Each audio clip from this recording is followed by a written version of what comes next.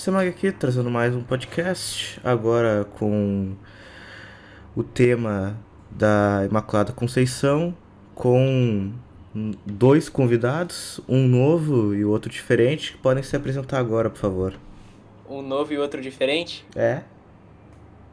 Tá! Não, caraca, eu Não, sou. não, ficou legal, deixa assim. Tá. Semana aqui trazendo mais um podcast, agora sobre a temática da Imaculada Conceição, com um convidado já conhecido e o outro novo, que podem se apresentar agora, por favor. Boa noite, Semag, boa noite, Night, boa noite a todos que estão acompanhando o podcast. De novo, Boa é uma noite. felicidade muito grande poder estar aqui com vocês e ter essa oportunidade aqui de expor a verdade católica, né? Fala aí, Boa Night. noite. Um prazer estar aqui. Não vou falar muito neste episódio. Ainda não é um tópico com que me sinta muito à vontade, mas irei comentando ao longo do episódio. Excelente. Então, nós podemos começar com o que exatamente?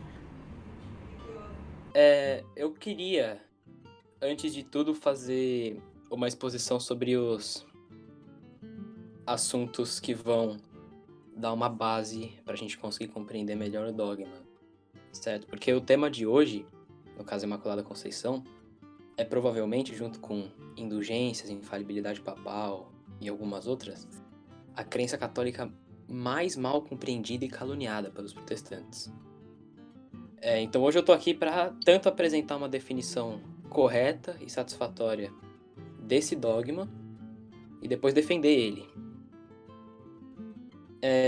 E a verdade é que dentre os protestantes e até entre os cismáticos orientais, né, os ditos ortodoxos, que não negam unanimemente a Imaculada Conceição de Maria, todos os que propõem uma crítica a essa verdade, dentre eles apenas uma ínfima porcentagem realmente compreende seu significado. Compreende plenamente na visão católica, que seria a visão correta, o que significa isso.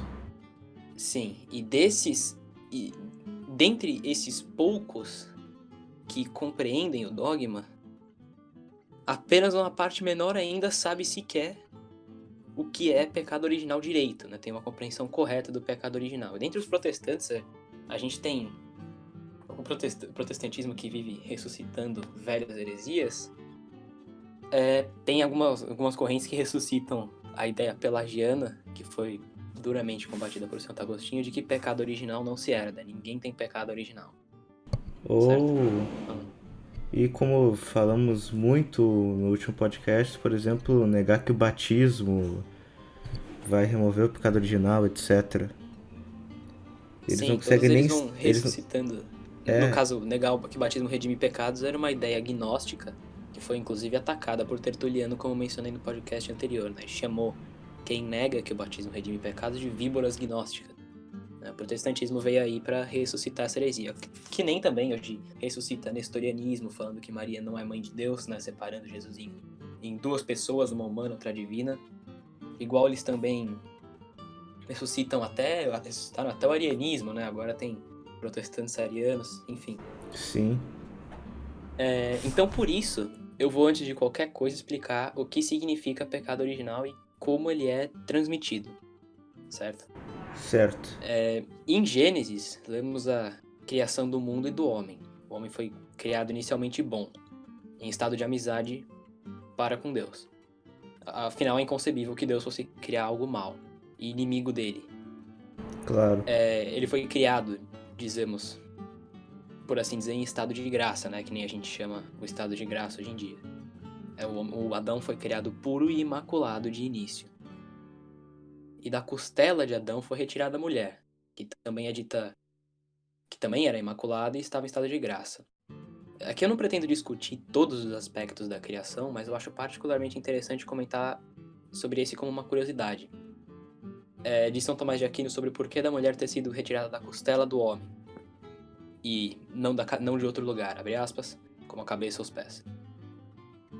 A mulher foi tirada da costela do homem, não da cabeça nem dos pés. Não foi de sua cabeça para que não o comandasse, nem de seus pés para que não fosse sua escrava, mas de seu lado, próximo ao coração, para que fosse sua companheira. Está na Suma Teológica. Já estabelecendo uma interdependência entre ambos. Sim, estabelecendo uma amizade e uma certa, por assim dizer, uma certa igualdade entre eles. Enfim, e aí... E a eles, né, o homem e a mulher, foi pedido para que não comessem da árvore chamada da ciência do bem e do mal. Eu não vou analisar aqui o significado dessa árvore e dessa passagem, certo? Alguns pais da igreja acreditavam, por exemplo, que algum tempo depois o homem iria receber o fruto dessa árvore, mas que ele não estava pronto para isso ainda. Enfim, basta que saber que o preceito foi dado e foi quebrado, certo? Diz Gênesis 2:16-17, abre aspas, e deu-lhe esse preceito, dizendo: come de todas as árvores do paraíso, mas não comas do fruto da árvore da ciência do bem e do mal, porque em qualquer dia que comerdes dele, morrerás indubitavelmente. Em Gênesis 3:6 lemos que, abre aspas, e tirou o fruto dela, e comeu, e deu a seu marido, que também comeu. Certo? O ela dela, que é Eva. Sim. Então vemos aí que Deus disse que o homem morreria indubitavelmente se comesse o fruto da árvore. E explicando isso, disse São Tomás de Aquino, na Suma contra os Gentios, abre aspas, no entanto, como no dia que Adão o comeu não morreu, a expressão morrerás deve ser entendida como ficarás necessariamente sujeito à morte. Não seria necessário dizer isso se o homem devesse morrer por instituição da natureza. Por isso, deve-se dizer que a morte e suas necessidades são penalidade infligida ao homem por causa do pecado.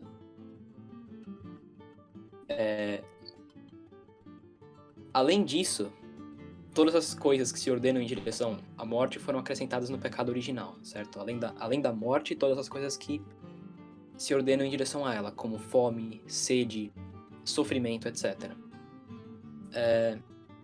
E a demonstração de que todos nós herdamos o pecado original, que é o nome dado a esse pecado de Adão, é bem simples. Todos nós herdamos a culpa desse pecado original. Todos nós herdamos ele. Em primeiro lugar, notamos que todos nós estamos sujeitos às penalidades do pecado original. Mesmo os bebês que estão sujeitos à morte. Certo? Mas só se imputa uma penalidade justamente a quem carrega alguma forma de culpa.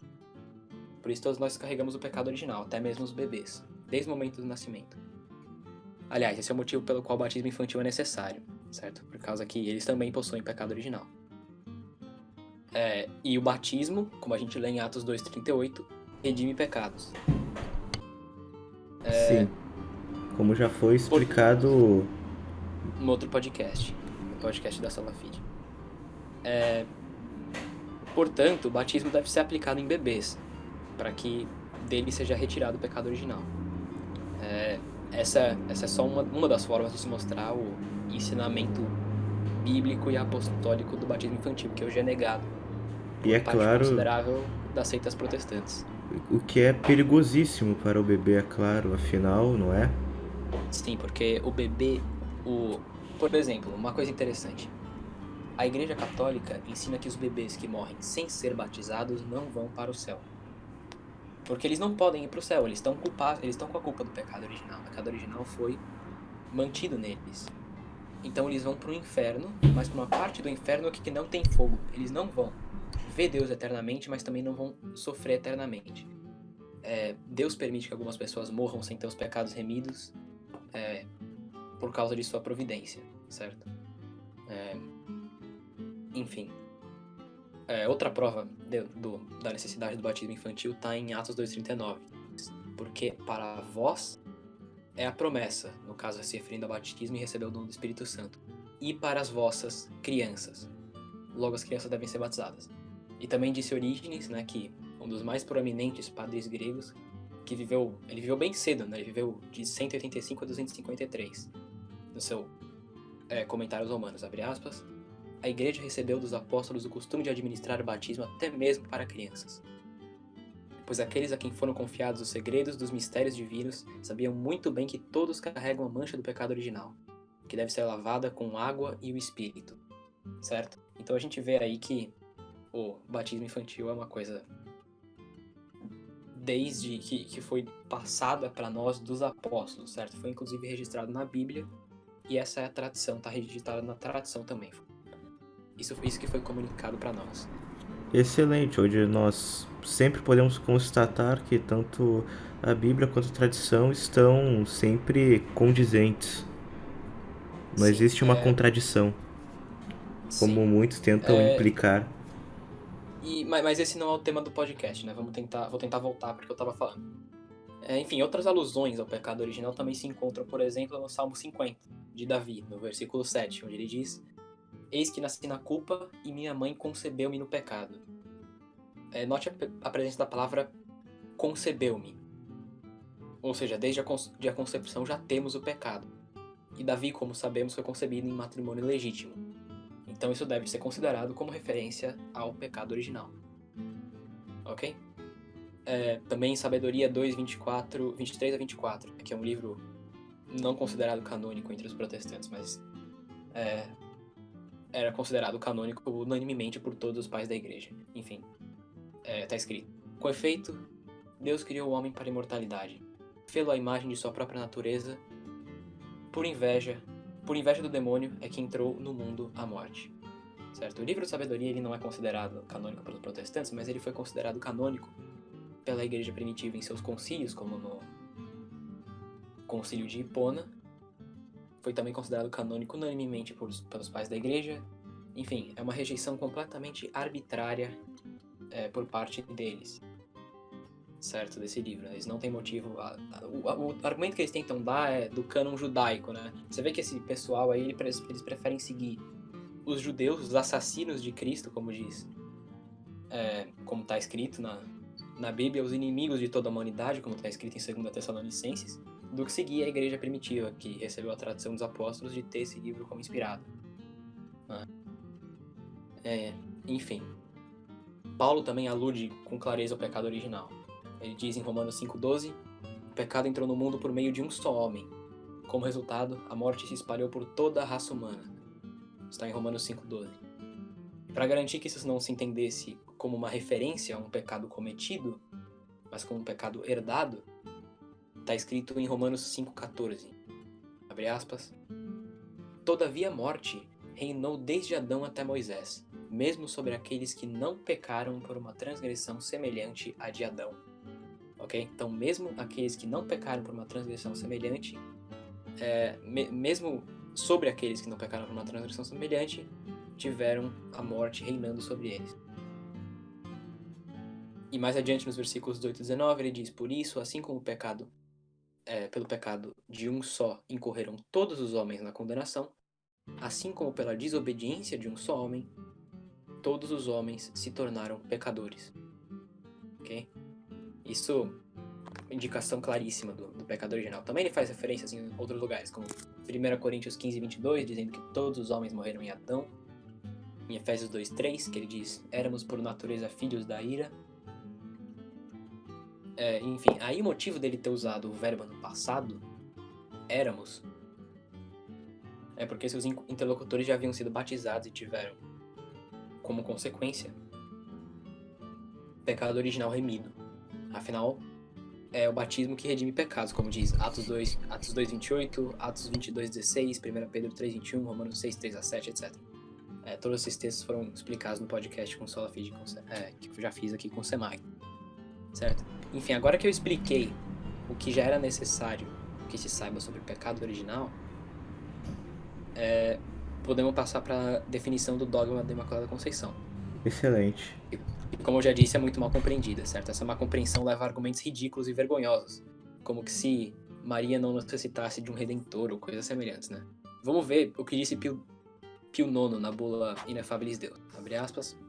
Declaramos, proclamamos e definimos a doutrina que sustenta que a Beatíssima Virgem Maria, no primeiro instante de sua conceição, por singular graça e privilégio de Deus Onipotente, em vista dos méritos de Jesus Cristo, Salvador do gênero humano, foi preservada imune de toda mancha da culpa original.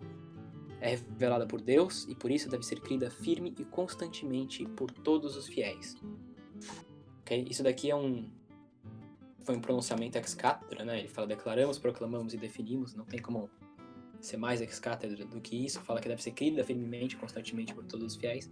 Então, todo católico é obrigado a crer na Imaculada Conceição. Caso não, está passível então de excomunhão.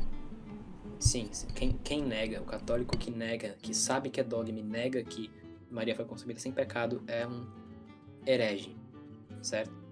Nessa definição do dogma, tem 3 trechos que eu acho que são essenciais aqui, são os que eu consigo identificar como essenciais, que são preservada, em vista dos méritos de Jesus Cristo e por singular graça e privilégio do Deus Onipotente. Eu vou explicar o que cada um desses significa. Primeiro, preservada.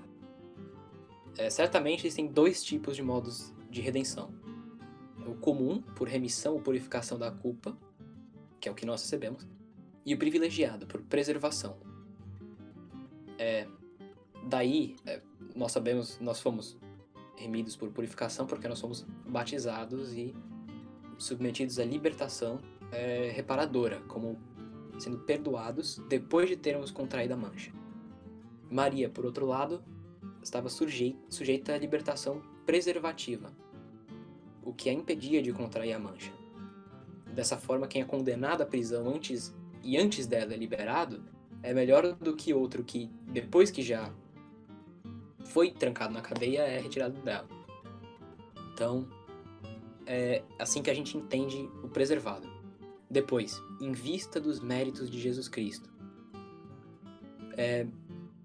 Maria ela não está imune do pecado original pela própria razão da sua concepção, pelo direito próprio e virtude própria, como muitos protestantes ignorantes tentam dar a entender. E esse é o caso somente de Jesus Cristo. Mas Maria, por livre concessão de Deus em virtude dos méritos de Jesus Cristo, ela recebeu a graça merecida por Cristo na cruz antecipadamente, no momento da sua conceição, de modo a impedir que ela contraísse o pecado original. Ok? A graça agiu como conservante, não como reparadora, no caso dela. Ela recebeu os méritos do batismo em adiantamento. Fala aí. Não, o que eu ia dizer, logo não tem nada a ser limpo dela, no caso, a ser remido, pois ela não tem nada. Sim, ela não foi limpa, ela foi preservada. A graça que a gente ganha no batismo e nos limpa, ela recebeu essa mesma graça de modo que a preservasse. E por último, pela graça e privilégio de Deus Todo-Poderoso, enfim, como Cristo é a causa meritória da Imaculada Conceição, como está declarado explicitamente na bula, Deus é a causa eficiente e a graça de Deus é a causa formal. Finalmente, essa conceição gratuita de Deus é um privilégio único dado a Maria. Ela recebeu os méritos de Cristo em adiantamento, ok? Mas essa definição do dogma, que a gente acabou de ver, que só aconteceu com Pio IX, não significa que antes essa doutrina não é ensinada pela Igreja. E aqui já estou refutando aquele argumento ridículo de que os protestantes fazem, achando que a Igreja teria ficado 1800 anos sem saber da existência do dogma, certo? Na verdade, esse dogma foi sempre crido pela Igreja, e o Knight vai poder falar um pouco melhor sobre isso do que eu. E também vou mostrar algumas evidências da Igreja primitiva crendo na Imaculada Conceição, certo? Porque definir um dogma simplesmente significa definir, no caso da definição desse dogma, simplesmente estava sendo significado que agora ninguém pode negar que Maria foi concebida sem pecado. É isso. É uma formalidade, não é como se eles não crescem antes. É apenas Sim. Declarando formalmente. Só para citar um exemplo aqui, o Papa Sisto IV, que viveu no final do século XV, disse na Constituição Cumpra Excelsa, de 1477, hein? Bem antes. Abre aspas, nós achamos conveniente, ou melhor, obrigatório, convidar todos os fiéis cristãos às indulgências e à remissão dos pecados, para que a Deus Onipotente rendam graças e louvores pela admirável conceição da Virgem Imaculada, e ofereçam as missas e outros sacrifícios divinos para isso instituídos na Igreja de Deus, e deles participem. Enfim, na Constituição Gravi Nimis de 1483, ele fala, abre aspas, a Santa Igreja Romana celebra publicamente, de modo solene, a festa da Conceição da Imaculada e Sempre Virgem Maria. Um pouco mais adiante ele fala, abre aspas, até hoje, nos seus sermões ao povo, publicamente em diversas cidades e territórios, e cada dia não cessam de pregar que pecam mortalmente e são hereges todos aqueles que sustentam ou declaram que a mesma gloriosa e imaculada genitora de Deus foi concebida sem a mancha do pecado original. Nós reprovamos e condenamos como falsas e errôneas e de todo estranhas a verdade e as afirmações de tal gênero, e daqueles e de todos os outros que ousaram afirmar que os que creem e afirmam que a genitora de Deus foi preservada no seu concebimento da mancha do pecado original, são por isso manchados pela heresia e pecam mortalmente. Certo? Depois ele fala que tal crença não havia sido formalmente dogmatizada pela Igreja Romana. Mas aqui a gente já vê que no século XV, o Papa Pio VI já estava falando em constituições, né, em documentos da Igreja oficiais sobre a Imaculada Conceição de Maria e apoiando ela, certo? Falando que devemos celebrar missas para a Imaculada Conceição de Maria, certo? Que nós devemos, que pecam mortalmente aqueles que sustentam, que estão em erro, aqueles que fazem sermões ao povo falando que são hereges aqueles que creem na Imaculada Conceição. Depois eu vou entrar um pouco melhor na história da controvérsia da Imaculada Conceição, enfim. Só queria dizer, né, que já deixou claríssimo que mesmo antes de ter sido formalizada, já haviam, por exemplo, papas que concordavam em gênero, número e grau com a opinião atual. Sim, e as festas às quais o Papa estava se referindo, né, que ele fala que a igreja celebra a solene festa da Imaculada Conceição, haviam sido instituídas cerca de 1450 nas igrejas de língua síria. A festa era 9 de dezembro, certo? Chamada Festa da Imaculada Conceição. Em 650, essa festa é transferida e celebrada em Roma, muito provavelmente pela influência de papacírios. E depois daí foi espalhada para o mundo inteiro, certo? Inglaterra, França, Espanha, Portugal, e a gente vai poder comentar sobre isso, certo? E a controvérsia em relação ao tema só vai se iniciar por volta do ano 1000, certo? Por volta do ano 1000, São Bernardo e São Tomás de Aquino vão acabar negando a Imaculada Conceição, apesar de que Santo Tomás, no fim da sua vida, muda de ideia e acaba por aceitar a doutrina da Imaculada Conceição, certo? Ele faz isso no seu trabalho sobre a saudação do anjo, coisa que quase 100% dos protestantes omitem ao dizer que São Tomás de Aquino já negou a Imaculada Conceição, certo? Mas franciscanos e também outros teólogos como São Roberto Bellarmine e Santo Afonso Maria de Ligório vão aceitar essa doutrina, certo? O próprio alcoólatra assassino do Lutero vai aceitar. Por exemplo, disse ele em livro, abre aspas, para que enquanto a alma estivesse sendo infundida, ela, Maria, seria ao mesmo tempo purificada do pecado original, e assim, no exato momento que ela começou a viver, ela estava sem todo o pecado. Um pouco mais adiante ele vai falar, Deus formou a alma e o corpo da Virgem Maria cheio do Espírito Santo, de modo que ela está sem todos os pecados. Certo? Ele também vai falar em outro lugar, ela é cheia de graça, proclamada como inteiramente sem pecado. Então, acho que, se puder dizer uma coisa, devia-se mencionar que uma das razões, provavelmente principal, pela qual São Tomás de Aquino inicialmente rejeitou, ou nem rejeitou, tinha uma posição muito confusa sobre a Imaculada Conceição, é porque na sua altura a física natural, ou seja, o conhecimento na sua altura sobre o corpo humano, a procriação, e a altura em que a alma entrava no corpo após a criação do próprio ser, era muito rudimentar. Então São Tomás de Aquino achava que a alma entrava no corpo depois do corpo ter sido criado e não ao mesmo tempo, que é algo que mais tarde foi definido como uma ideia da Igreja, que quando o corpo é criado no ventre, no útero da mãe, é imediatamente animado pela sua alma. que na altura de São Tomás de Aquino não era uma ideia que é aceita ou que existisse muito popularmente. Então, quando São Tomás de Aquino diz eventualmente em algum dos seus livros ou alguma das suas obras que nega a Imaculada Conceição, é devido a esse mal entendido sobre a altura da animação do corpo com uma alma. E não por alguma razão que algum protestante pudesse utilizar hoje em dia, quando tanto o dogma da Imaculada Conceição quanto a altura da animação do corpo já estão definidos. Perfeito. Exatamente isso. São Tomás de Aquino ele vai negar na Suma Teológica que Maria foi concebida sem pecado, apesar dele defender que Maria foi santificada ainda no ventre da sua mãe. Mas depois, no trabalho da saudação do anjo, ele vai aceitar a Imaculada Conceição como a gente crê.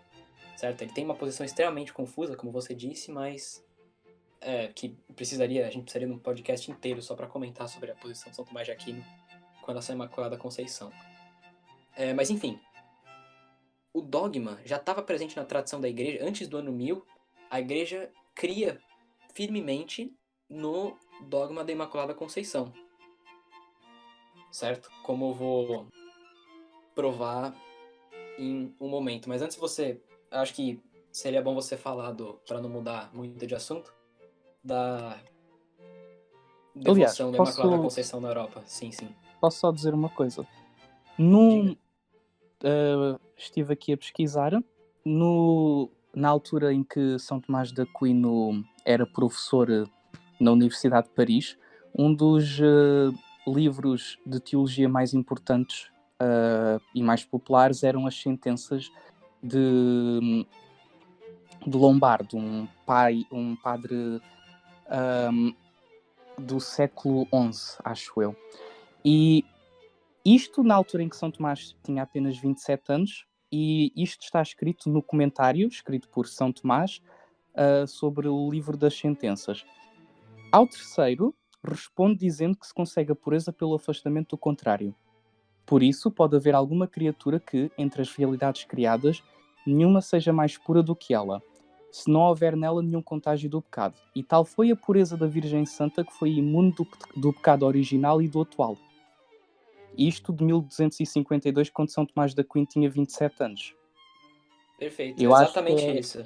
É ridículo utilizar o argumento de que São Tomás negava como um crer profundo a Imaculada Conceição. Ele tinha uma posição confusa que, conforme a sua teologia e a sua capacidade de entender a metafísica foi avançando, ele foi percebendo melhor o problema. Ele nunca negou abertamente que Nossa Senhora tivesse sido concebida sem pecado, ou alguma vez disse que ela pecou, que eu já vi alguns protestantes a dizerem.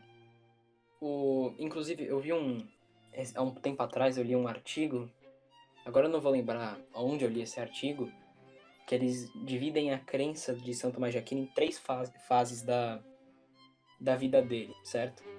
Na primeira fase, da fase dele jovem, aí, como você mencionou, 27 anos, enfim, ele cria na Imaculada Conceição. No meio da sua vida, quando ele estava escrevendo a Suma Teológica e outros livros importantes, ele vai acabar negando, certo? Ele mesmo vai afirmar que os dominicanos, no caso, ele era um dominicano, em geral se opunham à Imaculada Conceição. Apesar de que os franciscanos, por outro lado, em geral, aceitavam a Imaculada Conceição. Essa segunda fase da vida de São Tomás. No final, de novo, eles acabam argumentando que ele acaba por crer novamente na Imaculada Conceição. Mas enfim, é uma coisa bastante confusa e bastante complicada a crença de São Tomás de Aquino nisso, certo? Sim. Mas enfim, comenta aí um pouco das festas, enfim, que você... Sim, só mais uma última coisa sobre São Tomás de Aquino. Se eu não me engano, acho que ele morreu em 1274. Foi na década de 70. Ora, em 1273, num texto escrito por São Tomás chamado Expositio Super Salutatione Angelicae, um sermão dado por ele escreve, isto é a tradução do que ele escreveu. Ela é, pois, puríssima também quanto à culpa, pois nunca incorreu em nenhum pecado, nem original, nem mortal ou venial. Sim. Perfeito. Pode-se Essa daí que confirmar eu... aqui que no final da sua vida ele já não negava de forma alguma o que viria a ser o dogma da Igreja. Sim, era esse aí que eu me referia na hora que eu mencionei. Perfeito. Enfim, sobre as festas, finalmente. Sobre as festas. Então, ah, uma data a assinalar, não é exata data, mas já no século XIV, com São Efrem da Síria, já há registros escritos de um pai da Igreja a falar de que só Jesus Cristo e Maria são limpos e puros de toda a mancha do pecado. Ora, São Efrem da Síria viveu entre 306 e 373 depois de Cristo. E isto é mais de 1500 anos antes da proclamação do dogma, e é mais do que só esta data, só estes registros são mais do que suficiente para destruir qualquer suposta evidência de protestantes de que a Igreja inventa coisas quando bem lhe apetece e inventa dogmas quando bem lhe apetece. Ora, como se pode notar, foi no Oriente que começou a devoção para a Imaculada Conceição. Temos o registro de São Efrem da Síria, como já tínhamos dito aqui neste episódio, foi com a influência de papas sírios e da Igreja da Síria que que a Imaculada Conceição, esta devoção, foi se espalhando pelo mundo cristão ocidental. Sabemos que já no século VII haviam festas litúrgicas no dia 8 de dezembro, que é a data atual da festa da Imaculada Conceição. Ou seja, a Igreja não decidiu no século XIX inventar um dogma e inventar uma data para esse dogma. Não, já no século XVII... Só um já no comentário. século... Antes eu tinha falado que tinha sido 9 de dezembro, né? Só para não deixar confusão, a data foi transferida, certo? Foi isso que Sim. ele Nesta mencionou altura outra já data. tinha sido transferida. E a partir daqui foi sempre 8 de setembro.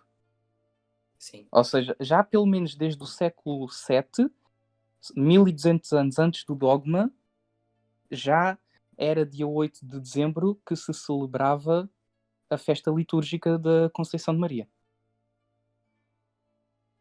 Certo? Sim. Ora, sobre a propagação desta devoção nos países de língua lusófona, ou seja, devemos de começar com Portugal.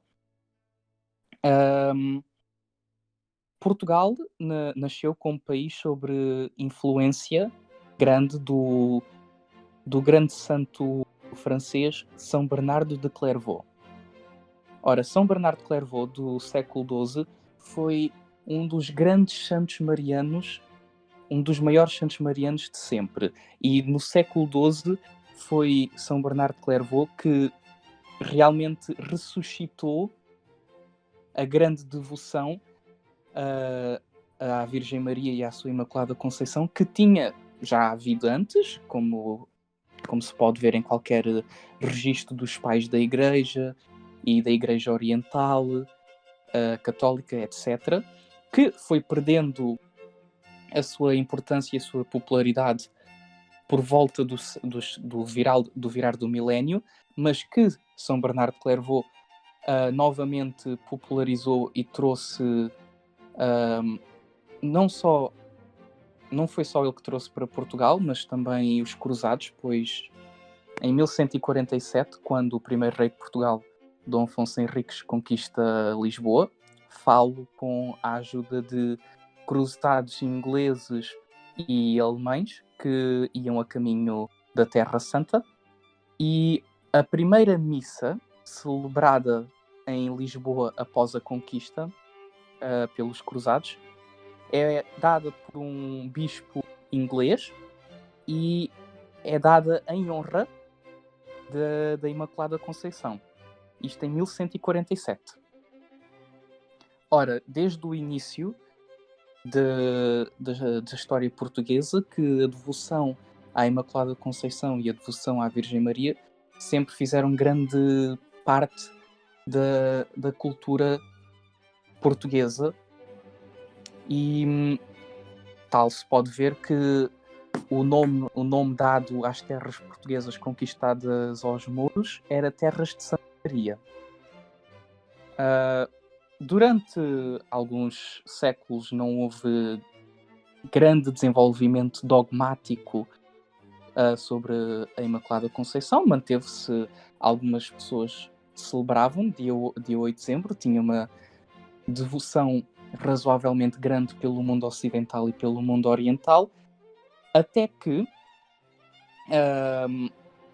em França, após a Santa Joana d'Arc, pouco tempo depois da sua morte e da reunificação francesa e a expulsão dos ingleses de França,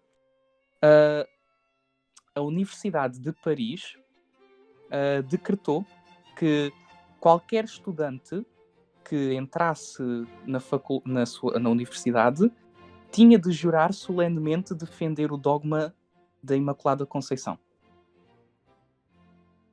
Ora, este mesmo decreto foi adotado por várias outras universidades pela Europa, principalmente na única universidade que existia em Portugal na altura, em Coimbra.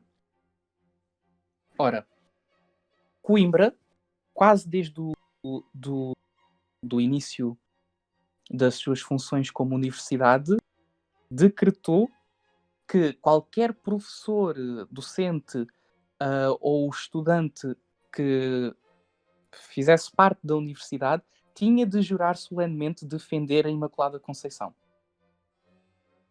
E isto foi um alicerce do pensamento religioso português durante os 500 anos entre a fundação da Universidade de Coimbra e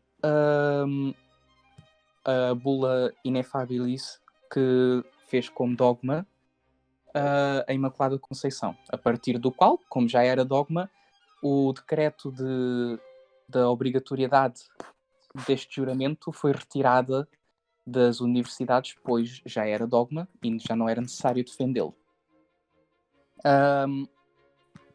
Após a União Ibérica, quando a União Ibérica acaba em 1640, Portugal e Espanha estão em guerra, o rei português, Dom João IV, após consultar as Cortes Gerais, decide em 1646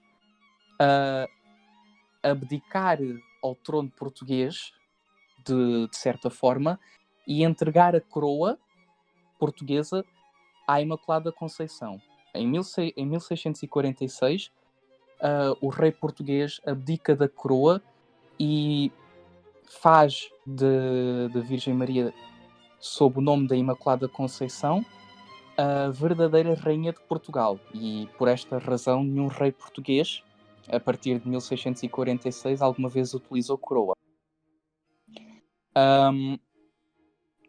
Em 1717, com Dom João V de Portugal, deve-se falar que neste início do século XVIII, o perigo do Império Turco Otomano ainda era bastante grave. Apesar de os turcos terem sido repelidos às portas de Viena em 1683 e mais tarde derrotados gravemente em batalha pelo príncipe Dom Eugênio de Savoia em 1697, os turcos ainda apresentavam uma grande ameaça à Europa e à cristandade. Em 1717, o Papa manda criar uma Santa Aliança contra a nova invasão que os turcos planeiam fazer por mar do Ocidente cristão. Para tal, em preparação da batalha iminente, o rei Dom João V de Portugal, deixa-me ver, eu tinha aqui escrito, ele mandou que todos todos os padres no reino português fossem obrigados a celebrar a festa da Imaculada Conceição. A partir de 1717, 140 anos, mais coisa, menos coisa, da bula que fez da Imaculada Conceição um dogma e, como tal, um dia de obrigação de se celebrar e de ir à missa, já em 1717, em Portugal, era obrigatório. E nesse mesmo ano, na Batalha de Matapão, a frota portuguesa derrota os navios otomanos e derrota a invasão turca prestes a descender sobre a cristandade, com a intercessão da Imaculada Conceição. Mais tarde, já no reinado de Dom João VI, foram fundadas várias ordens honoríficas em honra à Imaculada Conceição. E, finalmente, em 1854, Papa Pio IX proclama como dogma ex cathedra a Imaculada Conceição. E faltou-me dizer, esqueci-me na altura, mencionei que foi a partir de Inglaterra que o dogma da Imaculada Conceição se propagou e a devoção à Imaculada Conceição se propagou em Portugal. Foi também na crise de sucessão entre 1383 e 1385, quando Portugal lutava contra a Espanha e Portugal, ao lado de Inglaterra, lutavam pelo Papa Legítimo de Roma contra os castelhanos e franceses que apoiavam o antipapa de Avignon, que o São Nuno de Santa Maria, ou o Condestável Dom Nuno Álvares Pereira, como é mais conhecido, mandou vir de Inglaterra a imagem de Nossa Senhora da Imaculada Conceição, que hoje se mantém na igreja de Vila Viçosa e que foi a imagem coroada como Rainha de Portugal. Achei por bem mencionar a ligação que Portugal, Inglaterra e a luta contra as heresias e os antipapas na cristandade ocidental tiveram para a propagação da devoção da Imaculada Conceição. Perfeito. É isso? Sim. Pode-se mencionar também que no próprio ano em que foi feita a proclamação dogmática, em Portugal desenvolveu-se um movimento grande de devoção a esse dogma, que levou a que muito pouco tempo depois começassem a ser erigidos monumentos à Imaculada Conceição, principalmente um que hoje em dia ainda pode ser visitado em Braga, que é um santuário dedicado especificamente à Imaculada Conceição de Maria e é um dos únicos que ainda existe, pois infelizmente vários dos santuários e das igrejas dedicadas à Imaculada Conceição ou foram destruídas entretanto, nos últimos 150 anos, ou foram renomeadas para outra devoção. E pronto. Beleza. Perfeito. Foi bem completo, né? Então, voltando agora que a gente já contou um pouco da história do dogma, certo? Da devoção histórica dele. Nos séculos mais recentes. Ele mencionou Santo Efrem, né? Agora, aproveitando que ele estava falando disso, eu gostaria de comentar um pouco sobre a presença do dogma na história da igreja, certo? Eu já falei aqui que no século V essa crença já estava presente na igreja, mas agora eu vou provar que essa tradição remonta ao século I, aos apóstolos, certo? Porque como nós sabemos, né, como está no Catecismo de São Pio X, por exemplo, na verdade como foi condenado por São Pio X,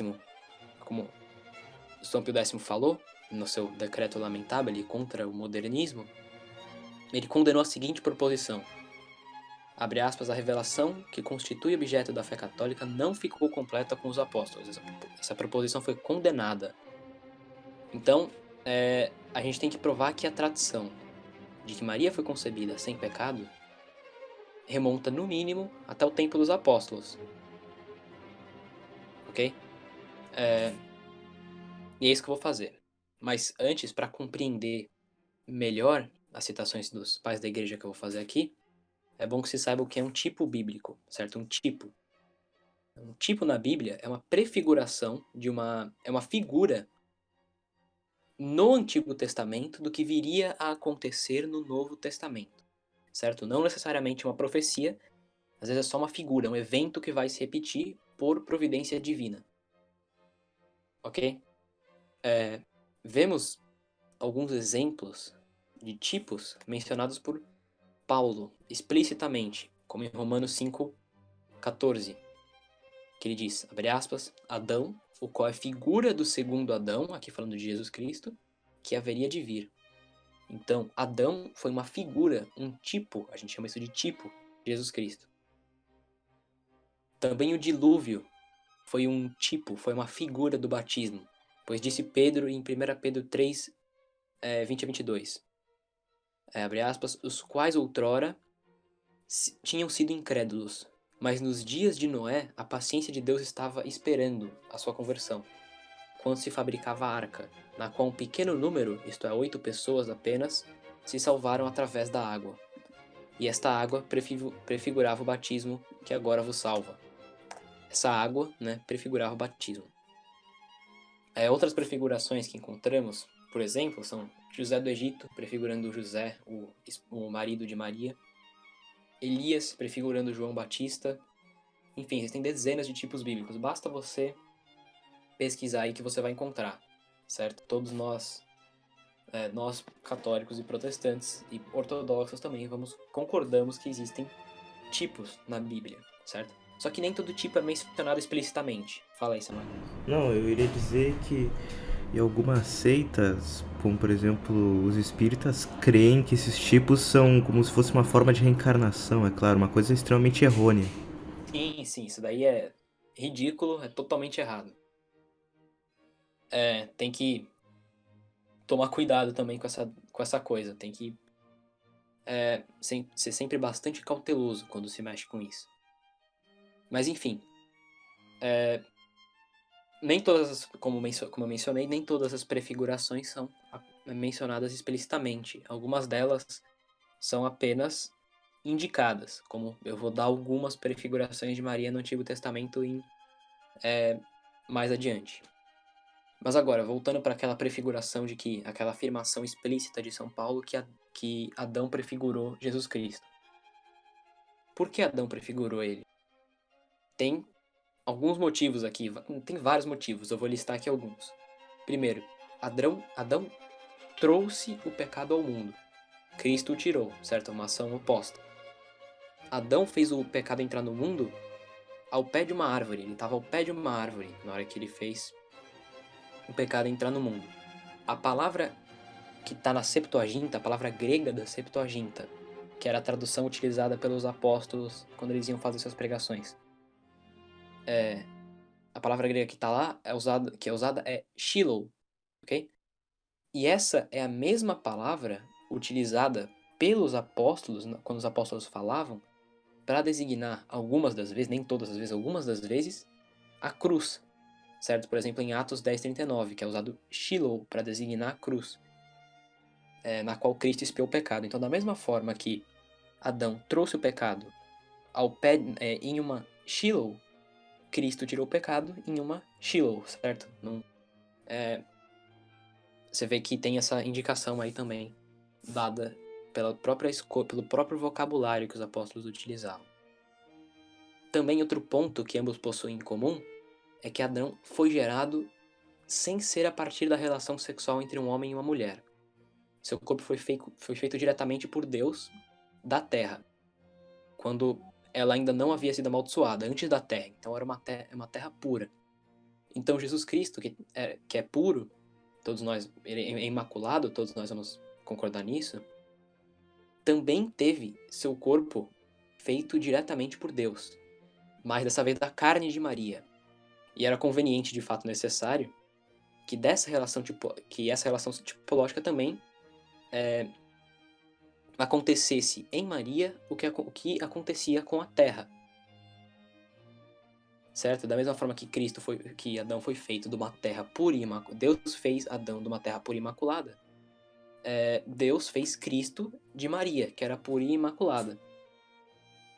Certo? É inclusive bastante repugnante a mente de um cristão de que o Filho de Deus, que é o próprio Deus, que está totalmente separado do pecado, fosse feito em um útero e tomasse uma carne que estava contaminada pelo poder do diabo, né? Que ele habitasse no útero de uma mulher que estava sob o domínio do diabo, de uma mulher que é uma filha da ira, como diz Efésios 2:3, certo? É bastante estranho isso, né? Deus que é totalmente separado do pecado, a tomar uma carne dominada pelo diabo, habitar um ventre dominado pelo diabo, enfim. Como a gente já viu, né? Citei várias passagens, o pecado original nos põe sob domínio do diabo. E para que se cumprisse a relação tipológica que eu indiquei de Maria com a terra da qual Adão foi feita, era necessário que Maria fosse imaculada. Esse provavelmente é o motivo pelo qual Isabel, cheia do Espírito Santo, como diz Lucas 1:41, disse em Lucas 2:42 a Maria: Bendita sois vós entre as mulheres. Essa relação tipológica, esse argumento que eu estabeleci, pode parecer um pouco inseguro para alguns, certo? E é inseguro, não é uma certeza absoluta, não segue a Imaculada Conceição de Maria, não segue como uma necessidade dessa prefiguração dela na terra que fez Jesus. Tal insegurança é compreensível, mas ela é respondida rapidamente quando vemos quem foi a primeira pessoa que levantou esse ponto da necessidade de Maria ser imaculada pelo fato da terra que fez Adão ser imaculada. Certo? A primeira pessoa a fazer esse ponto não foi um simples teólogo católico medieval moderno, foi o próprio apóstolo Santo André. Sim, o apóstolo irmão de São Pedro, o irmão do príncipe dos apóstolos. Eu vou explicar isso. Chegaram a nós, atualmente, alguns dos documentos escritos pelos companheiros dos apóstolos sobre os apóstolos. E apesar desses documentos não terem sido produzidos sob inspiração infalível do Espírito Santo, tal como a Bíblia, ainda assim eles gozam de grande autoridade. Afinal, um documento relatando sobre o que um apóstolo fez é um documento que está relatando o que alguém que conheceu o próprio Jesus Cristo fez. Certo? E um registro sobre Santo André é a Carta dos Padres de Acaia. Essa carta foi escrita pelos presbíteros discípulos do apóstolo André, relatando seu martírio, ou melhor, seu diálogo com o procônsul Egeu, onde ele expôs a doutrina cristã ao procônsul Egeu. E essa carta foi escrita, e nisso concordam os pesquisadores, antes do ano 100, no máximo no início do século II, por volta do ano 110 ou 120. Muito provavelmente também pelos que foram testemunhas oculares do martírio do Santo André e que ouviram pessoalmente aquele seu discurso. Então, deixando isso bem claro, o que eu vou ler a seguir é uma fala, algo que o apóstolo André disse ao procônsul Egeu, segundo as palavras dos seus próprios discípulos, alguns anos depois de seu martírio, certo? Segundo seus próprios discípulos, Santo André disse isso, abre aspas, o primeiro homem, Adão, se referindo a Adão, pela transgressão da árvore, trouxe a morte. E era necessário que, para o gênero humano, que mediante a paixão na cruz, a morte que veio ao mundo fosse retirada. E pelo fato do primeiro homem ter sido formado da terra imaculada, era necessário que de uma imaculada virgem nascesse o homem perfeito, o Filho de Deus. Então a gente vê aí que o próprio apóstolo Santo André tá dizendo, tá afirmando essa relação tipológica de Maria e a terra imaculada se cumprindo. Ele tá chamando Maria de imaculada igual à terra. A palavra que ele...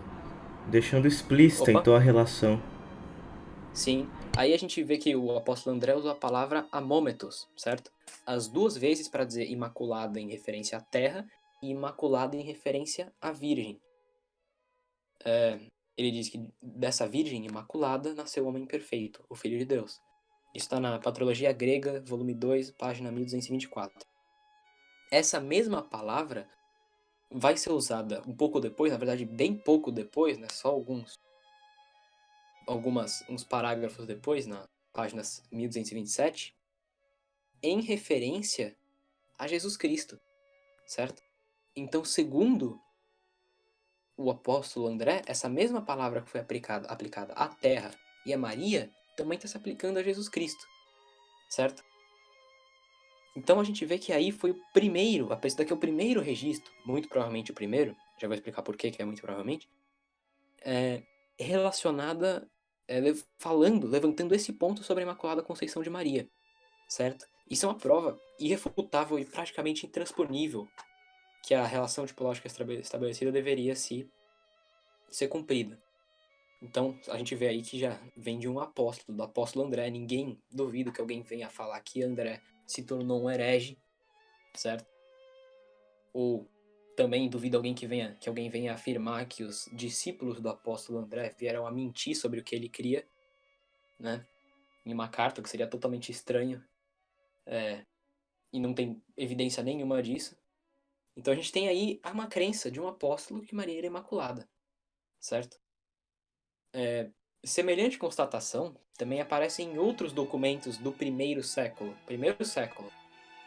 antes do ano 100, hein?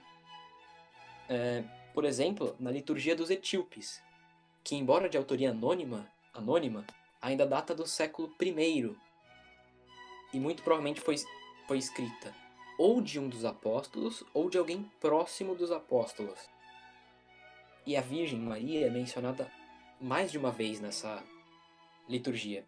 E alguns dos títulos atribuídos a ela são Rainha verdadeiramente imaculada, Santa e Imaculada Virgem, Virgem cheia de graça, santa em tudo. Aí não podia ter sido mais claro, certo? Uma liturgia do século I. Liturgia é o que por assim dizer, um roteiro de uma missa, chamando Maria de Imaculada, santa em tudo, enfim. Bem, mais claro não podia ter sido. Inclusive, esse título Santa em Tudo vai ser aplicado a ela por outros pais da igreja nos primeiros séculos. Depois eu vou entrar um pouco melhor nesse negócio. Outro texto, ainda do primeiro século, é a Liturgia de São Marcos. Segundo a tradição, o evangelista São Marcos foi quem trouxe o cristianismo para o Egito, sendo o primeiro bispo de lá, onde ele também deixou uma liturgia. Muito provavelmente essa liturgia foi escrita pelo próprio evangelista, mas se não foi, ainda assim é um documento que foi, pelo menos, escrito e aplicado com o consentimento dele, ou escrito e aplicado com o consentimento de um sucessor dele no bispado egípcio e seus seguidores, certo? Portanto, quem aprendeu o cristianismo com ele. Lembrando que não existia a Bíblia naquela época. Então, se não foi os próprios São Marcos que escreveu essa liturgia, se não foi ele, foi um de seus discípulos diretos, ainda antes do ano 100, e que aprenderam o próprio cristianismo em si com ele. Então, tudo que eles aprenderam estava provindo de São Marcos, a não ser que, coincidentemente, eles acabaram inventando um negócio que Santo André tinha falado a mesma coisa em outro lugar, ou os padres de Acaia, e também estava escrito numa liturgia dos etíopes, igualzinho em outro lugar, certo? Está escrito nessa liturgia, diga. Não, claro. Ou foi um caso totalmente aleatório, não? Quem diria? É bem... Não, esses 3 documentos, certo? É praticamente inegável que esses 3 documentos vão ter alguma forma de um complô herético que... Ninguém vai defender a tese de que foi um complô herético que estabeleceu essa crença ainda no primeiro século em 3 lugares diferentes Né? Seria absurdo. Enfim, diz esse documento aí de São Marcos, abre aspas, lembremos-nos, sobretudo, da Santíssima Intermerata. Intermerata é um sinônimo de imaculada, sem mancha, não corrompida. Certo? Diga aí o que você queria falar. Não, eu queria dizer que ou foi ele, ou foi alguém que concordava com ele e que Ou aprendeu foi dele. ele, ou foi um discípulo dele, provavelmente, se foi um discípulo dele, provavelmente tinha o consentimento dele, porque ainda estava nos primeiros séculos, e se não tinha o consentimento dele, foi consentida pela comunidade cristã local, que aprendeu todo o cristianismo do São Marcos, enfim. É inegável. Enfim, só com isso a gente já nota que há fortíssimas evidências dos primeiros séculos que Maria foi imaculada, certo? Isso é uma tradição que provém dos apóstolos e é uma tradição a qual São Paulo se referia certamente quando ele diz em 2 Tessalonicenses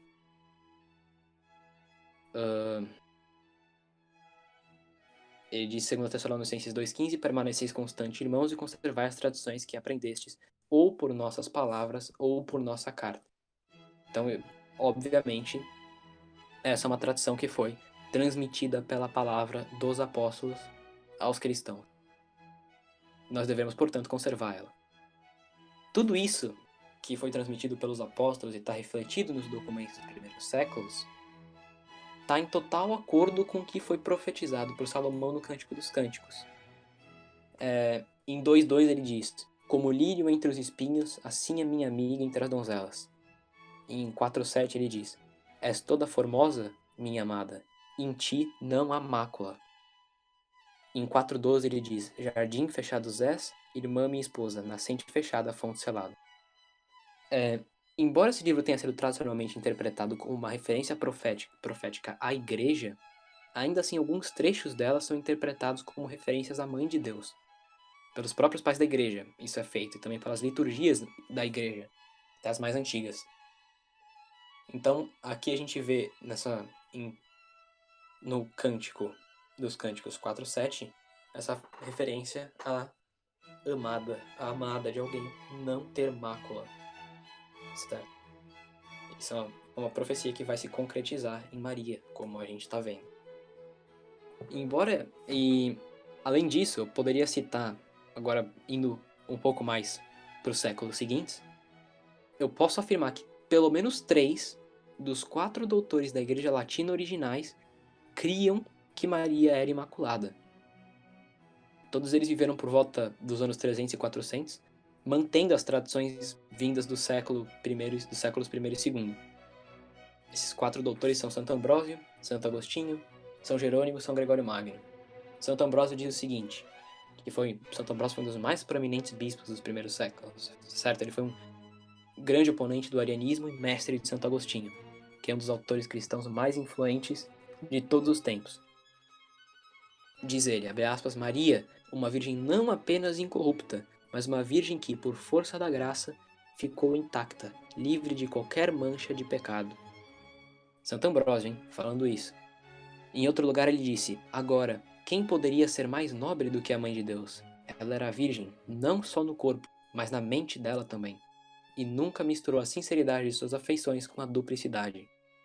Sobre essa afirmação de Maria ser virgem no corpo e na mente e na alma, eu vou comentar mais adiante. Melhor, certo? Porque isso também é uma evidência de que Maria era imaculada. O fato dela ser virgem no corpo, desse requerimento dela ser virgem no corpo vai implicar a conveniência dela ser virgem na alma. Eu vou explicar isso melhor mais adiante. Certo? Aqui eu tô falando da necessidade, tá? Claro. Que foi de Deus nascer de uma virgem de corpo. Enfim.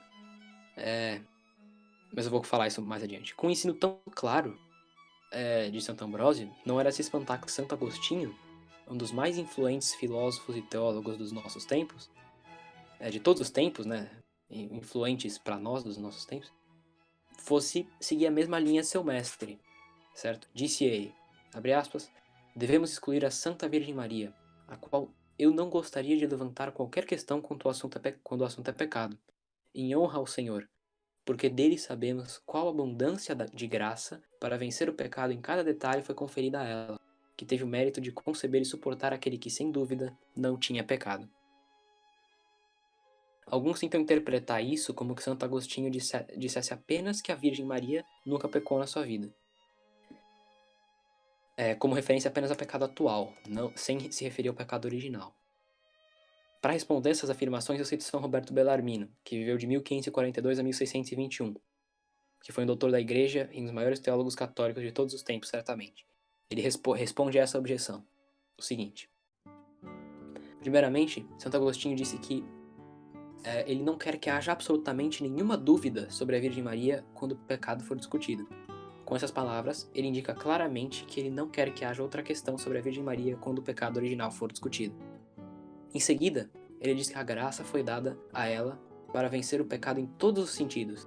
De qual forma ela venceu o pecado em todos os sentidos, se ela foi corrompida com o pecado original?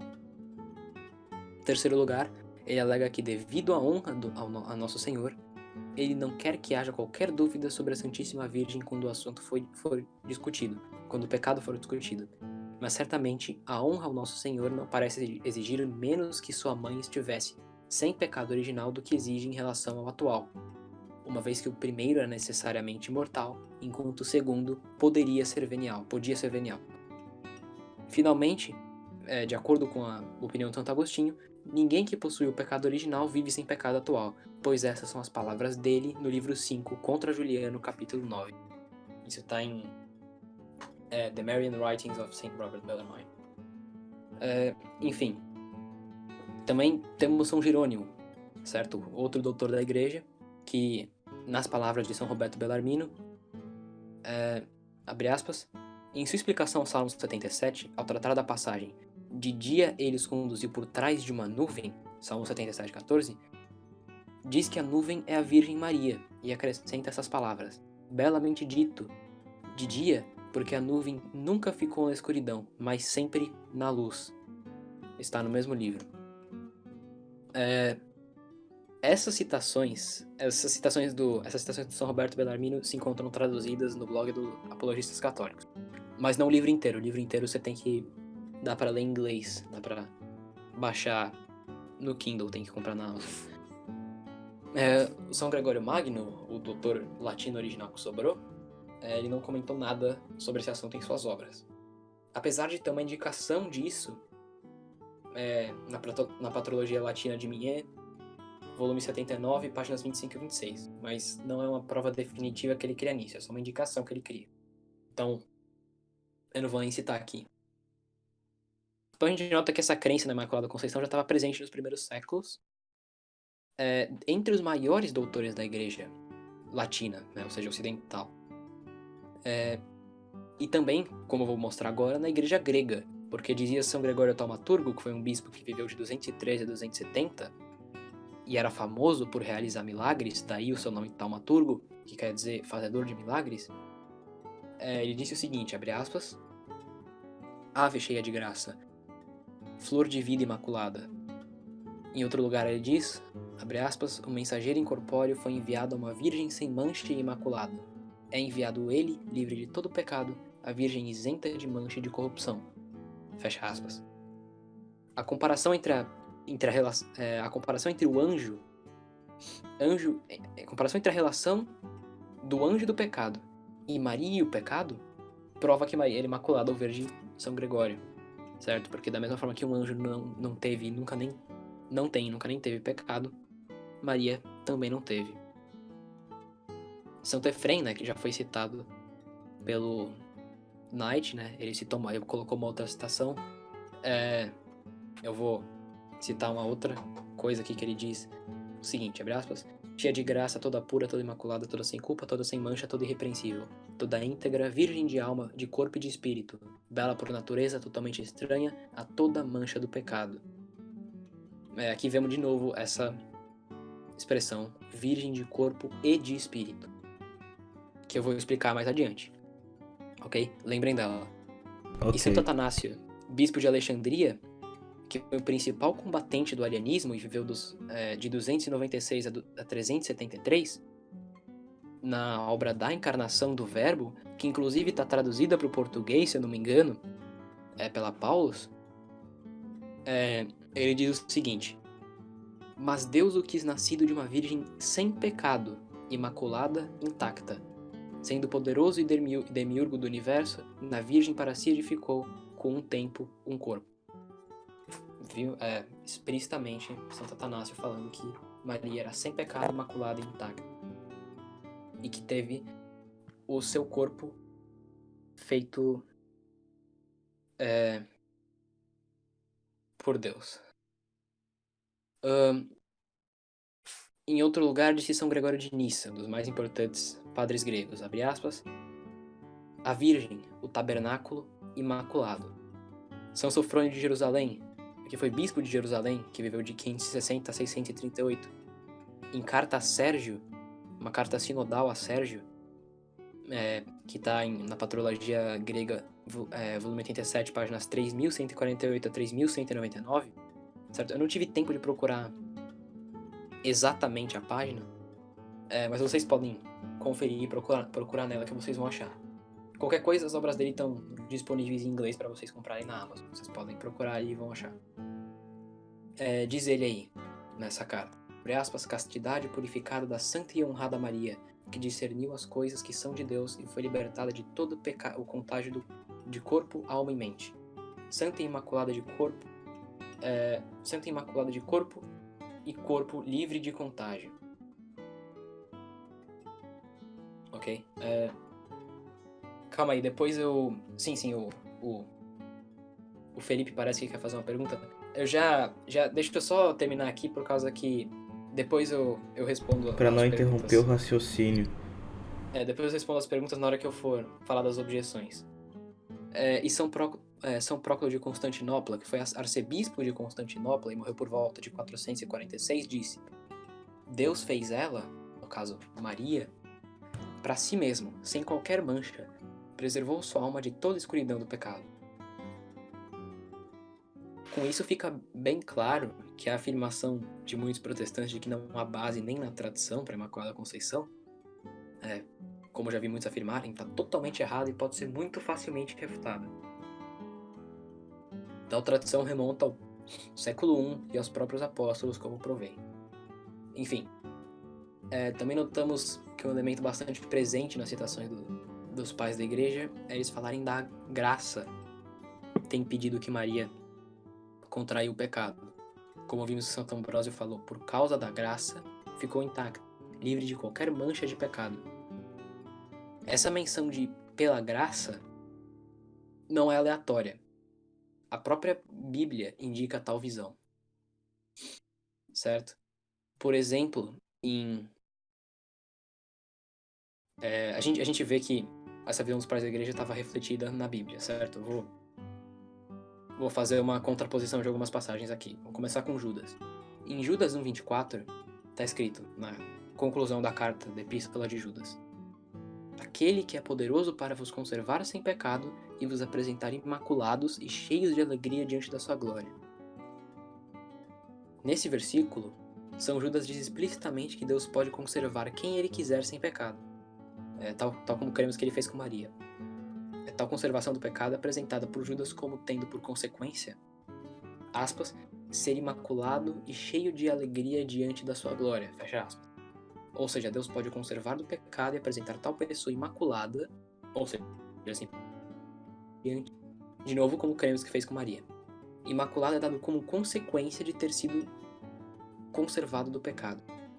A palavra que Judas utilizou aí para dizer imaculados é amomos. E essa palavra é utilizada poucas vezes no Novo Testamento.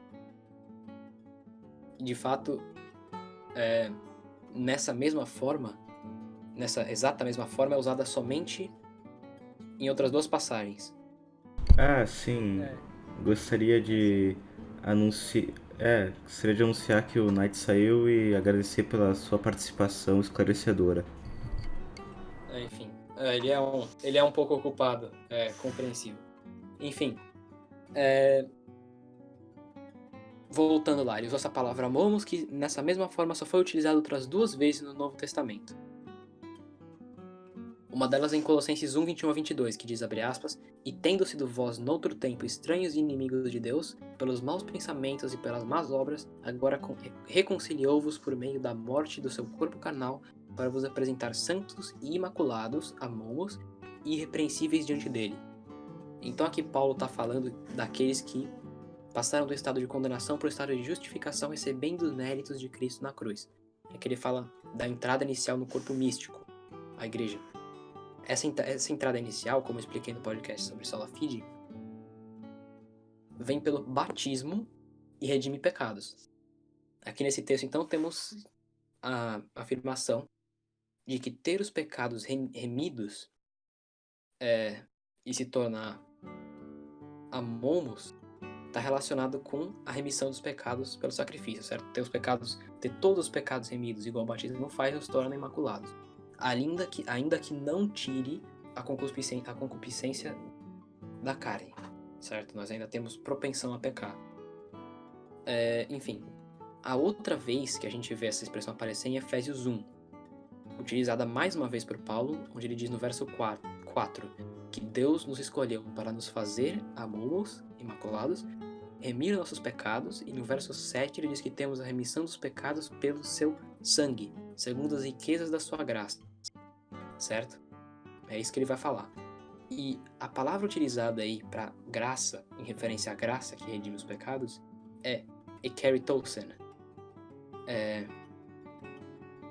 E uma variante dessa palavra só é usada 2 vezes no Novo Testamento inteiro, certo?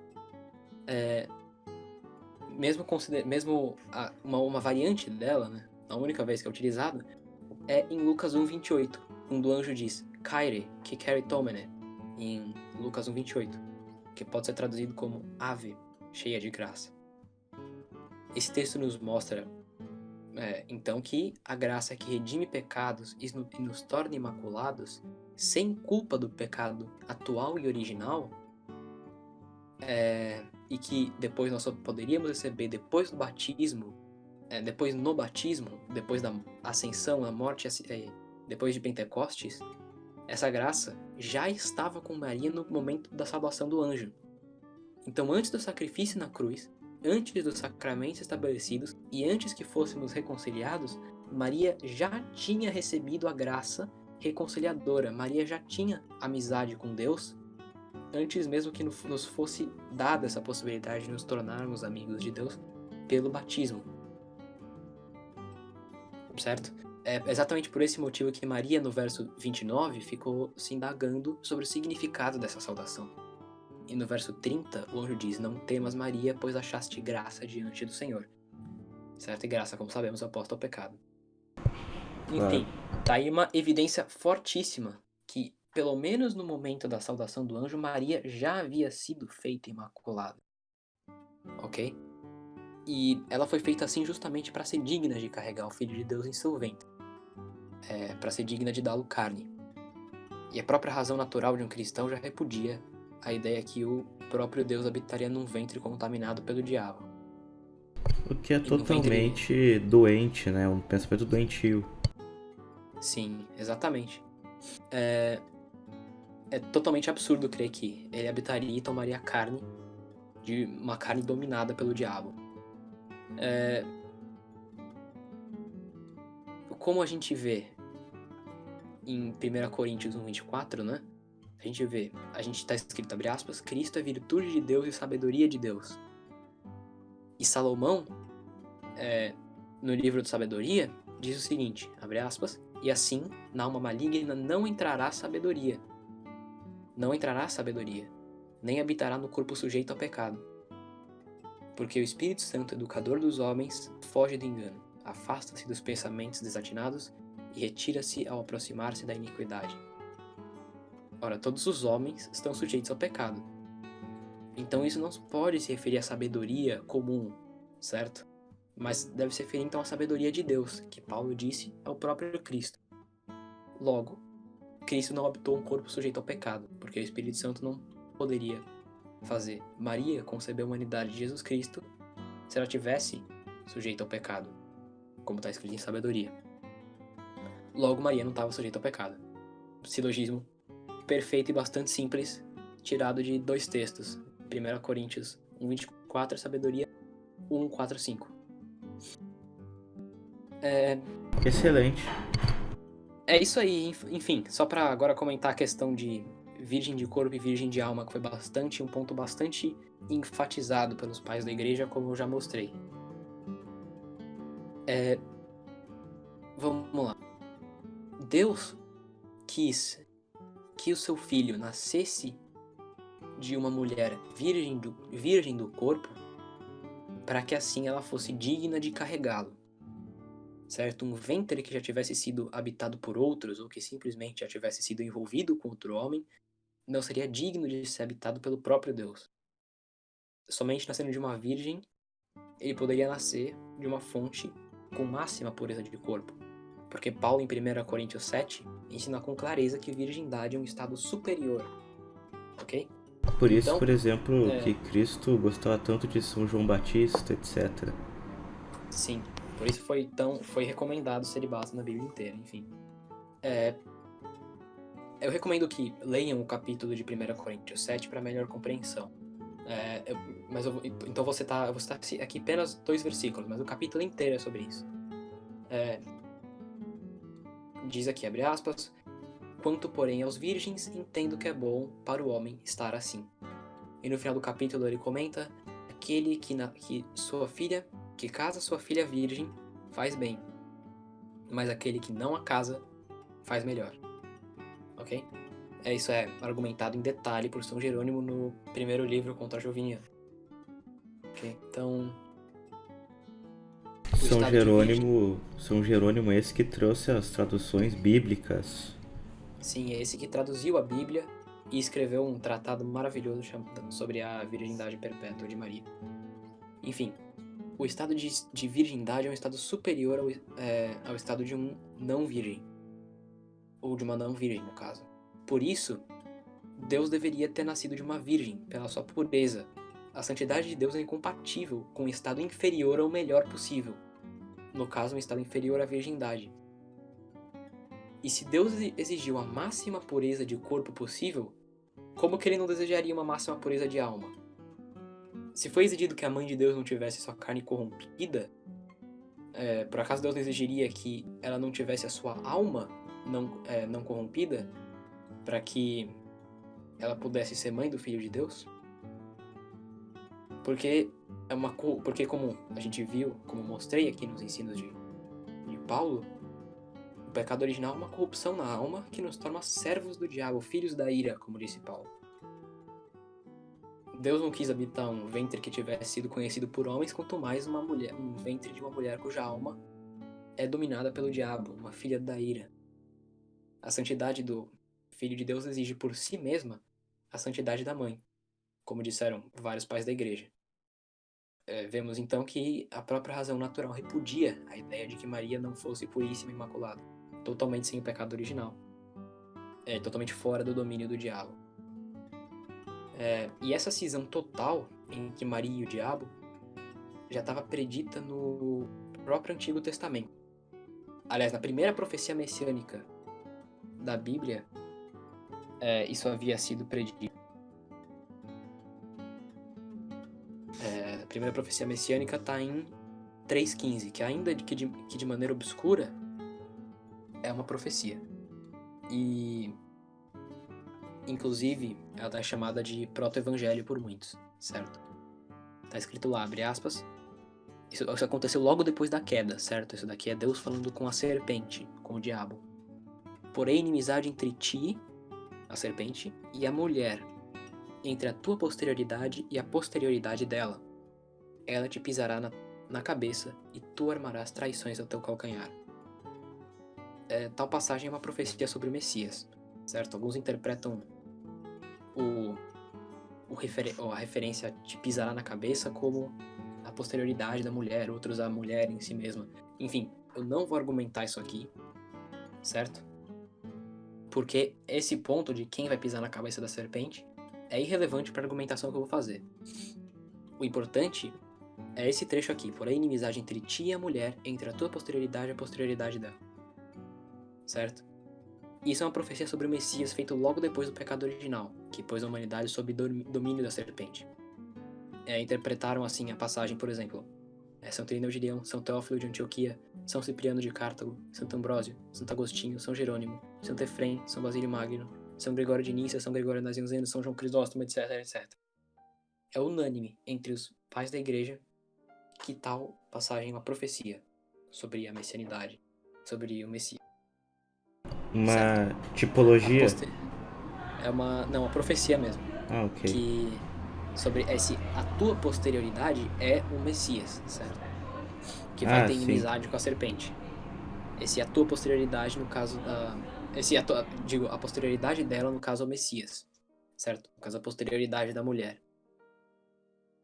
Então, vemos que então a gente vê que outra prova que isso daí é referência ao Messias é que na palavra hebraica aí que está usada aí para descendência ou semente, como algumas traduções vertem. Em todos os casos, a palavra usada em todas as vezes que é usada na Bíblia é para descendência de homens. Essa é a única vez que é usada para descendência de mulher. Isso é uma evidência de que aí estava sendo tratada de uma mulher que vai ter uma descendência, que vai ter rivalidade com o diabo sem o intercurso de um outro homem. Certo? É exatamente isso que acontece com o Messias. E se a descendência da mulher é o Messias, desse homem que vai ter rivalidade com a mulher, então a mulher só pode ser Maria. Certo? Explicando isso, de São Jerônimo, que é, como você muito bem disse, o que traduziu a Bíblia para o latim e é o maior especialista de línguas bíblicas dos primeiros séculos e provavelmente de todos os tempos. Certo? Ele diz o seguinte sobre essa passagem: não pode ser outra a semente da mulher, senão aquele que o apóstolo diz ter sido feito de mulher, isto é, Jesus Cristo. Factum ex mulieri. Gálatas 4:4. O Cristo é verdadeiramente a semente da mulher, havendo ele nascido sem a cooperação do homem. É exatamente isso que argumentou São Jerônimo. Isso foi citado pelo Padre Júlio Maria em A Mulher Bendita, etc, etc. Enfim, é claro que tal mulher é Maria, é óbvio. E é exatamente por isso, pelo fato dessa mulher ser Maria, de quando ele fala, porém, inimizade entre ti e a mulher, tua posterioridade e a posterioridade dela, que Jesus chama sua mãe de mulher várias vezes, certo? João, identificando essa mulher com Maria, diz em João 19:26, que Jesus disse, abre aspas, mulher, eis aí teu filho. E em outro lugar, mulher, que importa isso a nós, certo? Indo frontalmente contra o pensamento protestante atual de que isso seria Jesus desrespeitando a própria mãe. Bem pelo contrário. Muito pelo contrário. Você acha que Jesus ia quebrar um dos mandamentos? É óbvio que não, desrespeitar pai e mãe. Ele estava, ao contrário disso, identificando Maria, e assim explica todos os pais da igreja, com a mulher, essa mulher da profecia. Profetizada. Sim. E a inimizade explícita e permanente que deve existir entre o diabo e o Messias é óbvia, certo? E todos vamos concordar que a rivalidade entre o Messias e o diabo não inclui o domínio do diabo sobre o Messias. O Messias está totalmente excluído do domínio do diabo, do domínio da serpente. Só que essa mesma inimizade que é posta entre o Messias e a serpente é posta também entre a mulher e a serpente. É o que diz a profecia. Usa a mesma palavra para a rivalidade entre mulher e a serpente, descendência da serpente, descendência da mulher. Então, você vê que nessa profecia está sendo a inimizade posta entre o Messias e a mulher, é a mesma inimizade posta entre a mulher e a serpente. É óbvio que eles vão ser em graus distintos, porque Jesus é que vai ser o salvador de formas, por assim dizer, distintas, porque Jesus vai ser quem vai libertar a humanidade inteira do pecado. Mas ainda assim tem uma certa igualdade, porque ele está usando a mesma palavra lado a lado, certo? E como vai se dar essa igualdade? É que ambos deles vão ser imaculados e vão estar fora do domínio dessa serpente. Então a mãe do Messias aí já estava sendo profetizada como dissociada da serpente. que ela jamais seria uma filha da ira. Ok? Tá, como eu já disse, existem várias figuras no Antigo Testamento de Jesus e de Maria. Uma das figuras de Maria no Antigo Testamento que temos é a arca, por exemplo, carregou a palavra escrita de Deus, certo? Alguns dos paralelos que eu posso traçar sobre entre Maria e a arca são esses. A arca carregou a palavra de Deus, o maná, que é um pão descido do céu, e a vara de Arão, que é símbolo do sumo sacerdote. Maria, por sua vez, carregou Jesus, que é a palavra de Deus, conforme diz João 1,14, o pão vivo que desceu do céu, conforme diz João 6,15, João 6,51, digo, e o verdadeiro sumo sacerdote, como diz Hebreus 8,1. A arca, em 2 Samuel 6,9, Davi diz na presença, abre aspas, quem sou eu para a arca do meu Senhor, para que a arca do meu Senhor venha a mim? E Maria, enquanto grávida de Jesus, Isabel diz na presença dela, abre aspas, quem sou eu para que a mãe do meu Senhor venha a mim? Certo?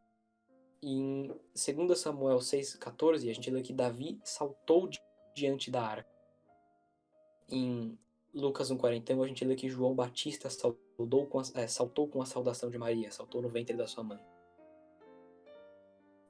Em 2 Samuel 6,11, a gente vê que ficou por 3 meses. E Maria ficou na casa de Isabel também por 3 meses, como a gente lê em Lucas 1,56. A gente vê que Lucas muito provavelmente escreveu o primeiro capítulo do seu livro com o livro de 2 Samuel aberto no capítulo 6, porque é coincidência demais as mesmas coisas que acontecem com a arca acontecendo com Maria, ele repetindo as mesmas palavras, etc. Então a gente vê aí que Lucas estava retratando de fato Maria como a arca da nova aliança. Mateus também fez a sua contribuição, porque a gente lê que a arca é capturada em 1 Samuel 4,11 e trazida para uma terra estrangeira, mas depois retorna, conforme está escrito em 1 Samuel 6,13. Igual Maria, que foi para o Egito, como está relatado em Mateus 2, conforme ordenou o anjo em sonho a José, e depois retornou. Certo?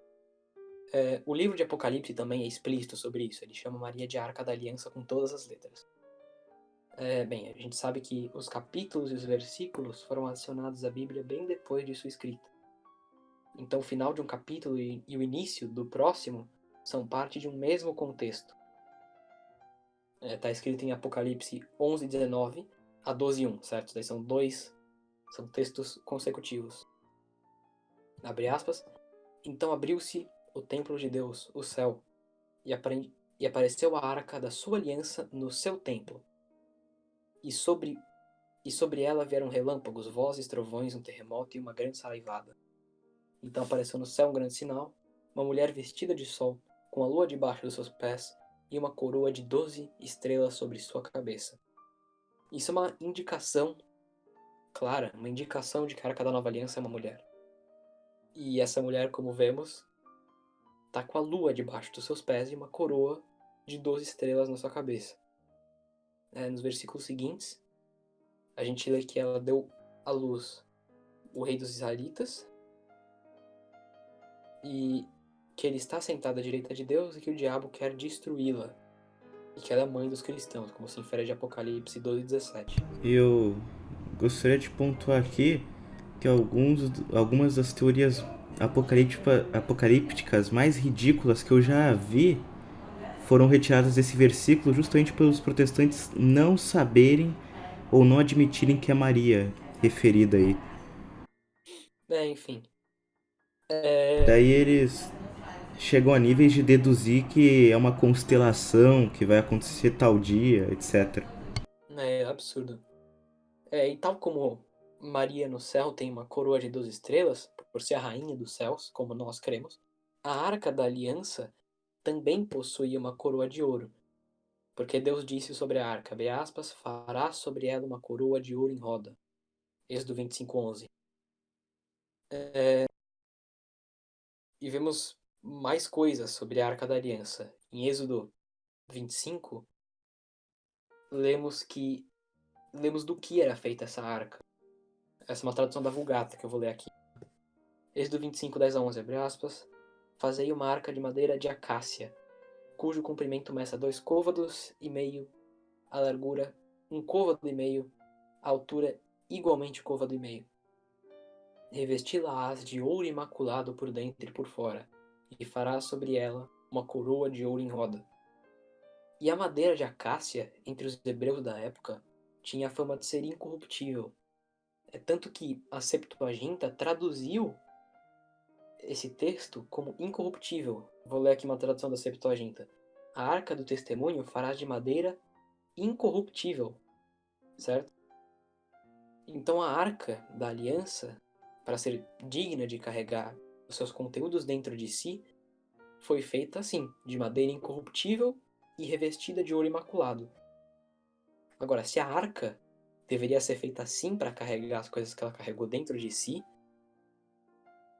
como deveria ser Maria, que foi feita para carregar algo muito superior, aliás, infinitamente superior dentro de si, no caso o próprio Deus. Ela deveria ser mais incorruptível e mais imaculada ainda. Ela deveria ser totalmente corruptível e totalmente imaculada. Perfeitamente incorruptível e perfeitamente imaculada. É por isso que aqui uma outra indicação fortíssima da Imaculada Conceição. E também a gente vê aqui que tiveram vários tipos de Maria, né? Por exemplo, a terra pura e imaculada que fez Adão, a arca da aliança que era incorruptível e puríssima, etc, etc. Né?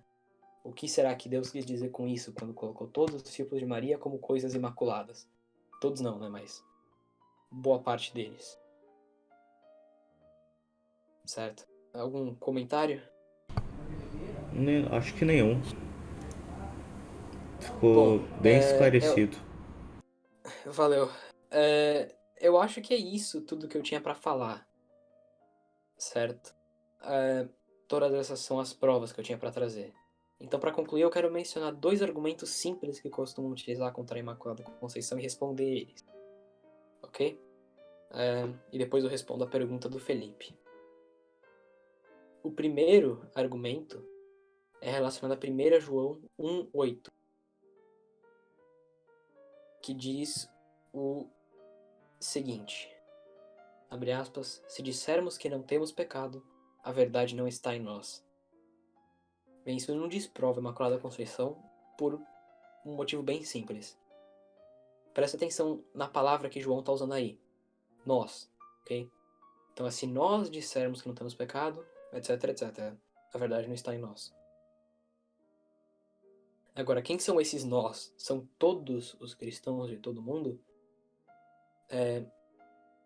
O capítulo 1 da carta dele vai até o versículo 10. Certo? Eu citei o versículo 8.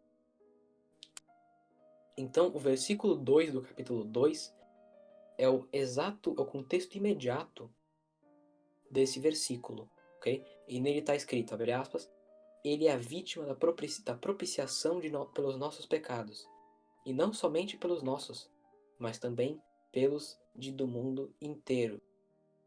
Então há uma distinção aí que João está fazendo entre os nossos pecados e os pecados do mundo inteiro. Okay? Então os interlocutores de João nesse caso não são todos os seres humanos, mas um grupo específico. Essa epístola ele escreveu dirigido a um grupo específico, dentre o qual, claro, Maria não estava, certo? Porque Maria vivia junto com João, ela passou o resto da sua vida junto com João. Seria bastante estranho João escrever uma carta para uma pessoa que mora com ele. O segundo argumento que eles usam, também sem mérito nenhum, é o de Romanos, certo? Romanos capítulos 3, 4 e 5, que, só para citar um exemplo, tem várias passagens semelhantes nos capítulos 4 e 5. Romanos 3, 23 diz que todos pecaram. A palavra grega aí que ele usa para todos é paz. E tal palavra não necessariamente significa 100% sem exceção, mas pode significar vasta maioria, certo? Então, só para citar um exemplo, ele diz, Paulo diz, na mesma carta, em Romanos 15, 14, ele diz o seguinte, estou convencido, irmãos meus de Roma, a vosso respeito, que estáis cheios de toda a ciência. Por acaso alguém vai sustentar que os romanos eram onissapientes? É claro que não. A palavra paz, apesar de significar todos sem exceção, em algumas vezes, nem sempre significa isso, como é o caso de Romanos 15 e 14, certo? Agora, qual é o significado de Romanos 3:23? Significa todos sem exceção? Ou significa todos da mesma forma que quer dizer que está utilizado em Romanos 15 e 14, que significa muitas coisas ou quase todos? É óbvio que quer significar mesmo, tá no mesmo sentido de Romanos 15 e 14. Por quê? Porque quando diz todos pecaram, tem já uma exceção óbvia, que todo mundo vai concordar, que é Jesus. Jesus nunca pecou, certo? Então todos aí não pode significar todos sem exceção. Todos Claro, aí tem o mesmo significado que tem em Romanos 15 e 14. senão entraria em heresia clara. Tá, aqui o Felipe mandou uma pergunta aqui. Ele escreveu o seguinte: por que Deus permitiu que Maria sofresse as consequências do pecado original como sofrimento? Certo? No caso, como eu expus no começo, o pecado original tem algumas consequências, certo? Como fome, sede, etc, etc. Ninguém vai negar que Maria tinha fome e sede. Coisas como essas, certo? Então, por que Deus, apesar de redimir ela do pecado original, deixou essas penas nela? Vamos lá. Quando a gente é batizado e tem o pecado original remido, a gente também não perde coisas como fome, sede e continuamos sujeitos à morte, certo? Da mesma forma, quando Maria foi preservada de sequer contrair o pecado original, ela também continuou com as consequências do pecado original que ela teria recebido, certo? Da mesma forma que a graça foi dada a ela no primeiro instante, foi dada e é dada a nós pelo batismo depois, essa graça não retira coisas como fome, etc, etc. Ela só nos põe na amizade de Deus. Mas agora, uma explicação mais precisa de por que ele permitiu que ela continuasse com essas coisas foi porque a Imaculada Conceição, longe de ser algo feito para glorificar Maria por si mesma, foi algo necessário feita em honra a Jesus. Então defender a Imaculada Conceição, igual defender a maternidade divina e outras coisas, não é defender algo especificamente para Maria, mas é defender algo para Jesus, algo referente a ele, certo? Porque, por exemplo, negar que Maria é mãe de Deus, o seu erro não é um erro relacionado a Maria, o seu erro é relacionado a Jesus. Porque Jesus não é duas pessoas distintas, ele não tem pessoa humana e natureza e pessoa divina. Ele tem natureza humana e pessoa humana em uma única pessoa. Ok? Então, desse modo, da mesma forma que a maternidade divina é um dogma aplicado a Maria para implicar uma verdade em Jesus, o dogma da Imaculada Conceição, a Imaculada Conceição foi feita em Maria por Deus para que ela fosse capacitada de ter o próprio Deus no seu ventre. A Imaculada Conceição foi algo feito para Jesus, não para Maria em si mesma, certo? E era totalmente desnecessário que Maria não tivesse sede, não tivesse fome, etc. Só era necessário que ela não tivesse sob o domínio da serpente. Só era necessário que ela recebesse a graça do batismo no momento da sua concepção, de modo a nunca estar sob o domínio do demônio, sob o domínio da serpente. É isso. Porque não convinha. Não isso. convinha, só isso já era necessário. Só era necessário que ela fosse feita imaculada, mas não que ela fosse feita sem fome, sem sede, certo? Só uma coisa aqui, uma conclusão aqui. Eu acho muito interessante muitos protestantes falarem que nós defendemos que o argumento para Maria ter sido concebida sem pecado é que como Jesus foi sem pecado, Maria foi sem pecado, e eles falam, mas se você conseguir com essa lógica, então a mãe de Maria foi sem pecado, etc, etc. Vocês viram que aqui, eu tô falando já quase 1h30, eu não utilizei esse argumento em nenhum momento, e ainda assim defendi a Imaculada Conceição. A verdade é que católicos que sabem defender essa doutrina não usam esse argumento. Nenhum papa, quando Pio IX escreveu a encíclica dogmatizando a Imaculada Conceição, ele não utilizou em nenhum momento esse argumento. Nenhum católico de respeito usa esse argumento, porque esse argumento eles usam isso como um espantalho, eles refutam isso, sendo que ninguém defende isso. Entende? Então, sempre que você vê um protestante falando, refutando, entre aspas, a Imaculada Conceição, atacando esse argumento, saiba que esse protestante ou ele é um enganador ou ele é um enganado. Ou alguém contou isso pra ele e caiu. Então é isso. É isso, Semag. Muito obrigado aí pela oportunidade de novo de estar aqui com você.